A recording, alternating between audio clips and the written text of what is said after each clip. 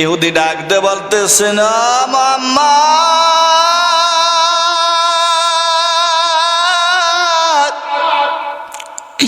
যে বুরকি এখনো বাচ্চা হয় না কিভাবে দুধ দিব? তুমি পাগল না হইলে কি এই কথা বলতে পারো? আল্লাহর নবী ডাক দিয়ে বলতেছেন, ও ইহুদি, আপনি যদি অনুমতি দেন আমি আল্লাহকে বলে তারপরে এই ছাগলের উলান থেকে দুধ আনবো। ওই ইহুদি বলতেছেন, তুমি পাগল হয়ে গিয়েছো। এক পর্যায়ে তর্ক বিতর্কর ভিতর বলতেছেন, যদি তুমি পারো ওই ছাগলের থেকে তুমি দুধ দুয়ায় নিতে, তাহলে তোমাকে আমি ছেড়ে দিব। আর যদি তুমি না পারো, মুহাম্মদ তোমার কথা দিলাম, তোমার চামড়াগুলো আমি উঠায় ফেলবো। আল্লাহর নবী আল্লাহর কাছে হাত তুলে বলে, আল্লাহ, তোমার বন্ধু মুহাম্মদ, আমি আমার কলিজা বের হয়ে যায় পানির জন্যে। আল্লাহ, তোমার হুকুমে ওই ছাগলের উলান থেকে যেন দুধ যেন আসে, আল্লাহ তুমি কবুল করে নাও।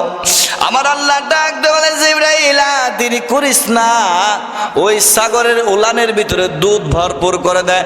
আর একবার জোরে বলি সুবহানাল্লাহ। আচ্ছা, আপনারা বলেন তো, আমার আল্লাহ কি পারে নাকি পারে না? আমার আল্লাহকে এত মহব্বত আমার আল্লাহ করে, ইহুদির জানা ছিল না। আল্লাহর নবী ডাক দিয়ে বলতেছেন, ও বকরি, আয় আয় আয়, দুনিয়ার কোনো মানুষ তো আমার চিনে নাই, কিন্তু তুই বুরকি তো আমার চিনস, তুই ছাগল আমার চিনস। আমি মুহাম্মদ আল্লাহর পয়গম্বর। আল্লাহু আকবার। আমারে তো তোরা চিন,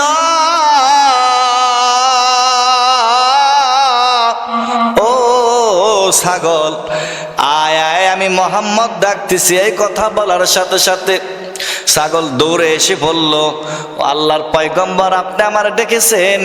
নবী গো, আপনি বলেন আপনার কি সাহায্য করব? আল্লাহ নবী বলে, তোমার কোনো সাহায্য করতে হবে না, তুমি খালি দেখো আমি কি করি। আল্লাহর নাম নিয়ে বিসমিল্লাহির রহমানির রহিম বলিয়া উলানের ভিতরে যখন নাকি এমন করে টান দিল,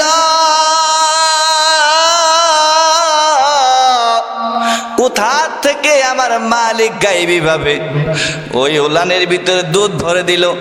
আল্লাহর নবী এরম করে দুধ খালি দোয়াইতেছেন, দোয়াইতে দোয়াইতে এক বালতি নয়, দুই বালতি নয়, 5 বালতি হয়ে গেছেন। আল্লাহু আকবার।